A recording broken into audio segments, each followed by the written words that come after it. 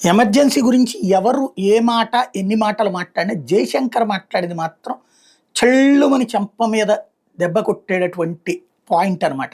అలాంటి ఒక మంచి డైలాగ్ 1975లో జరిగింది ఏంటయ్యా అంటే, దేశం కంటే తమ కుటుంబమే గొప్పదని భావించే వాళ్ళు చేసిన పనిది.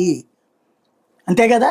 ఇందిరాగాంధీ దేశం వందల సంవత్సరాల స్వతంత్ర పోరాటంతో సాధించుకున్నటువంటి దేశం, రాజ్యాంగం ద్వారా నడుస్తున్నటువంటి దేశాన్ని, ఆ రాజ్యాంగాన్ని పక్కన పెట్టి ఈ దేశం మా పాదాక్రాంతం, మా కుటుంబం పెట్టిన బెచ్చే స్వతంత్రం, మా కుటుంబం ఇచ్చినటువంటిదే ఈ దేశం అన్నటువంటి అహంకారంతో ప్రవర్తించడం వల్లనే కదా రాష్ట్రపతిని పక్కన పెట్టింది, న్యాయ వ్యవస్థని పక్కన పెట్టింది, న్యాయ వ్యవస్థ అధికారాలు తీసేసింది, పార్లమెంటరీ వ్యవస్థ అధికారాలు తీసేసింది, జర్నలిజం అధికారాలు తీసేసింది.